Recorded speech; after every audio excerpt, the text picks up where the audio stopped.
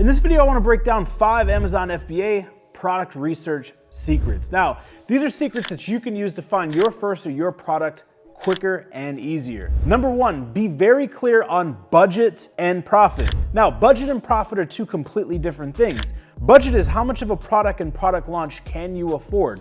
See, too many people focus on the profit and they're looking for products that they can't even launch, right? That they don't have the appetite for or the tolerance for in terms of launching a product. So very simple. If you know you want to make $3,000 a month, you're going to look for a product that's selling 10 units per day at $10 profit.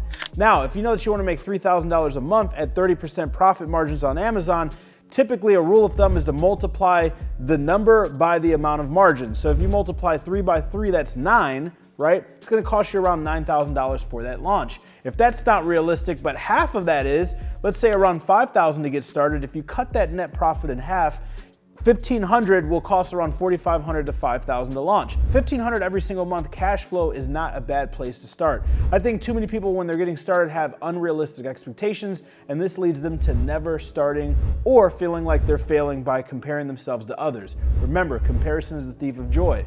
Number 2, I call this the has, is, will method. And that is very simple. Has it been selling? Is it selling? And will it continue to sell? And the easiest way to do this is to look at Google Trends. This is a free platform that you can use by Google where you can type in the name of a product or a category and you can literally see historical data on this product or this niche, all the way up until the time that it was first searched on Google. So you can go back 5 years, you can go back 10 years, you can go back a year, and you can look at this historical data and see, has it been searched? Is it being searched? And you can make a trajectory as to will it continue to be searched in the future. They've recently added a section where you can actually do Google Shopping in addition to Google Search. See, before you could only go off of search, but now you can go off of Google Shopping. These are people going to Google, which is the largest search engine in the world, with buyer's intent ready to buy. So this data translates pretty accurately to Amazon and Amazon's buyer's intent. Number 3, the riches are in the niches. Too many people focus on that less than 2 pounds can fit in a shoebox logic when it comes to finding these products.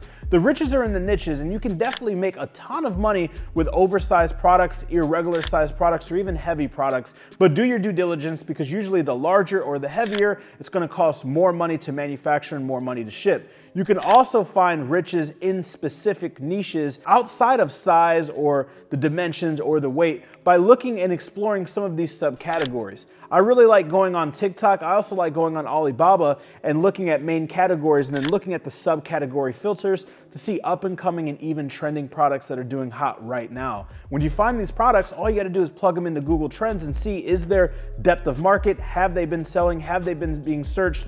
What do they look like right now? And you can form a decision as, are they gonna live? Are they gonna sell for many years to come? We want products that have been selling, are selling, and will continue to sell for many years when we're starting or growing our very own brand. Number 4 is gonna be one of my favorite strategies, and it is very, very effective and easy to use, and it's called the reverse engineer strategy. I like to go into top sellers' accounts and as well as look at what top influencers and brand owners are doing and see what recently launched products are they bringing to the marketplace. Chances are if they are already successful in crushing it in a niche or in a category and they're launching new products, chances are, if not themselves, a team has already done the preliminary research to identify that this product is viable and going to crush it in the marketplace. And number 5 is cross-referencing hot products on social media as well as different platforms. You can go to essentially any search engine, whether social media or whether an e-commerce platform or even a search engine itself like Bing or Yahoo or Google, and you can start to look at recently searched and frequently searched products as well as categories,